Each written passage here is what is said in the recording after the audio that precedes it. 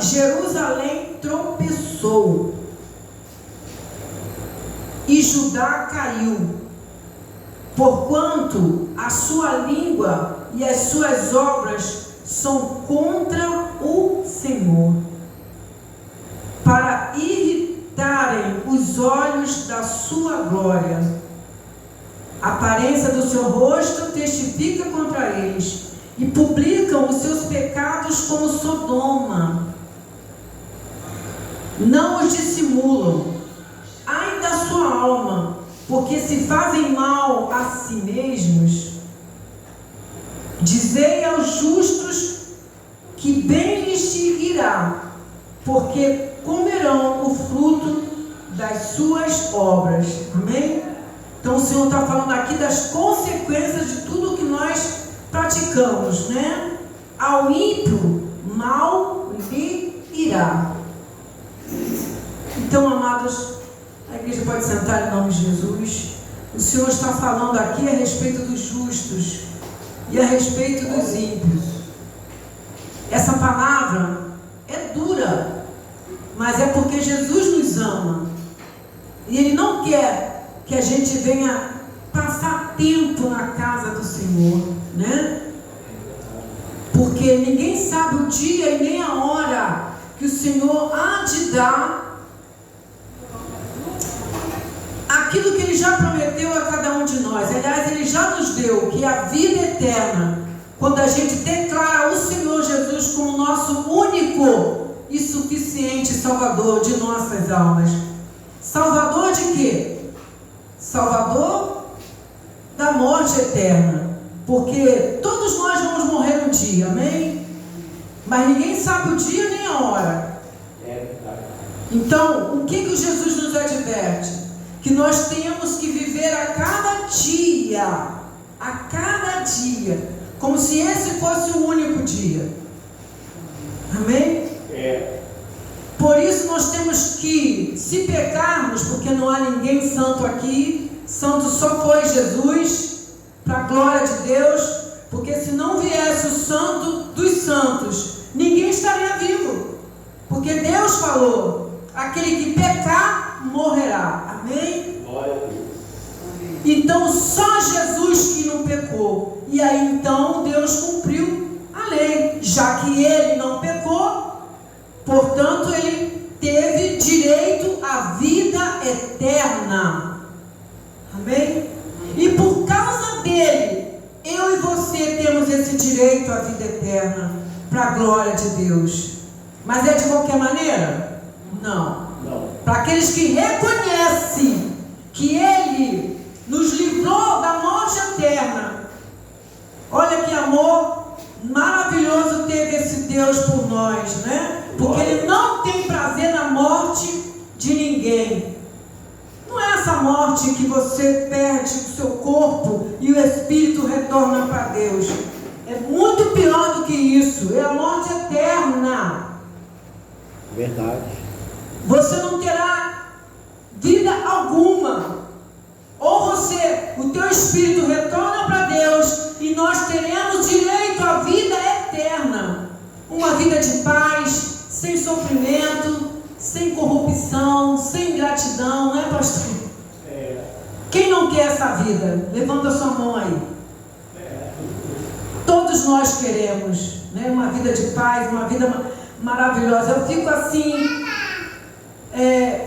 pensando, se nós que praticamos tantas coisas que aborrecem a Deus, mas Ele ainda, pela sua misericórdia, Ele ainda nos dá a paz, Ele ainda nos dá esse sol maravilhoso, né? O amor da família, embora há alguns sofrimentos, muitas decepções, mas quem tem Cristo, Ele nos dá força para suportar todas as coisas, que é o Espírito Santo de Deus. Amém? Amém. Mas vai haver um dia em que Ele há de nos cobrar. Glória a Deus. Tudo que nós fazemos, tudo está escrito no livro da vida. Tudo que nós fazemos, seja de bem ou seja de mal, vai estar registrado, para que naquele grande dia do julgamento, para a igreja, igreja. Imagina que o julgamento é para a igreja.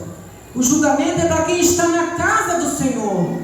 Porque aquele que não está na casa do Senhor, ele já está julgado. Ele já está julgado a quê? A morte eterna. E isso é muito triste. Porque muita gente não sabe disso. Ah, eu tenho Jesus. Ah, eu amo Jesus. Você ama Jesus. Mas conhece a palavra do Senhor Jesus? Conhece o que Ele quer de mim, de você? Como é que eu posso saber se eu estou agradando a esse Deus? Como é que eu posso saber se eu estou fazendo a vontade do nosso Deus? Não é pelo que as religiões falam. Porque se a gente olhar pelas religiões, alguma coisa não está batendo. Porque quantas religiões diferentes uma da outra? Não é verdade? Então eu deveria imaginar. Então qual é a religião de Deus? Qual é a verdadeira? Por que a religião A é diferente da B, da C? Eu não nasci num berço evangélico. Eu era kardecista e achava que aquela religião era perfeita. Mas quando alguém leu para mim, em Deuteronômio 18, que Deus abomina aquele que invoca espírito de morto. Deus abomina isso. Então eu não posso invocar, eu não posso entrar em contato com quem já morreu. Maria morreu? Sim ou não? Mãe de Jesus, sim. Maria, mãe de Jesus, morreu. Pedro morreu? Todos morreram. Só um ressuscitou. Quem foi? Jesus. Então ele está vivo. E ele está vivo ao lado do Pai, intercedendo por nós. E ele foi levantado por Deus para ser o mediador entre Deus e os homens. Quem são os homens? Homens e mulheres, nós. Então a gente só vai a Deus através de Jesus. Ué, mas se então Deus fala isso na sua palavra, missionária, então não posso buscar a Deus através de Pedro, através de Paulo, através da Maria, através de Jorge? Posso fazer isso? Não. Pelo contrário, eu tenho que olhar o exemplo deles. Vamos olhar o exemplo de Paulo. Paulo, o nome dele era Saulo, e ele perseguia os cristãos por causa da autoridade que ele tinha, e ele vendo que o povo, a maioria ali, buscando obedecer os mandamentos de Jesus, e então ele pensou, então daqui a pouco vão tirar aqui, né, a nossa autoridade, vão ser maior, o povo vai ser maior do que aqueles que seguiam a eles. Só que aí ele quis então matar os crentes. Vou matar esse povinho aí. E mandou fazer uma fogueira para matar os crentes. E até hoje há perseguição para os crentes. Comunismo, socialismo.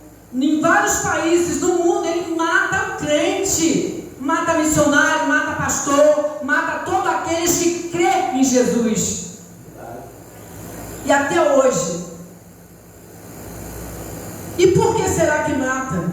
Porque quem segue a Jesus, quem obedece a palavra de Jesus, ele ama a Deus e ao próximo como a ti mesmo. Então o bem que ele quer para ele deseja ao próximo. Então eu entendo que esse cristão são pessoas de bem, são pessoas que todo mundo quer estar junto dele. Ele não pode ser um chato achando que ele é melhor do que ninguém, porque se ele fizer isso, ele está fora dos princípios de Deus. Porque Deus é amor, Deus é humildade, temos que ser humildes, né? A humildade é o caráter de Cristo. Agora, a soberba é o caráter do inimigo de Deus. Temos que vigiar conosco, porque ele coloca isso na nossa mente. Temos que vigiar com as nossas atitudes. E o Senhor aqui nos ensina como é que no dia do julgamento Ele vai fazer. Quem é que vai ser a ovelha e quem vai ser o bode? Ele vai separar, né? Naquele grande dia, diz lá em Mateus 25:31, que Jesus vai separar o bode das ovelhas. Da onde que Ele vai tirar esse povo, que Ele vai separar um do outro? De dentro da igreja. De dentro da igreja. Porque ouviu a palavra do Senhor, mas não quis se humilhar, não quis obedecer. Eu posso até não conseguir, mas eu vou pedir: Senhor, tem misericórdia, me perdoa, Senhor. Eu quero deixar de fazer isso porque sei que isso te aborrece. Então me dá força, Senhor. E o Espírito Santo de Deus é a força que todos nós precisamos para que o velho homem não se levante. Amém? Então vamos ver aqui o que Deus fala, o sermão profético, Mateus 25:31. Amém? O fim do sermão profético. Ele vem ensinando várias atitudes que nós devemos fazer e atitudes que nós devemos abandonar na nossa vida. A vida é eterna e o castigo eterno. Amém? E quando o Filho do Homem vier em sua glória e todos os santos anjos com ele, então se assentará no trono da sua glória, e todas as nações serão reunidas diante dele. Estou imaginando o quadro desse dia do julgamento. E apartará uns dos outros, como o pastor aparta dos bodes as ovelhas, e porá as ovelhas à sua direita, mas os bodes à esquerda.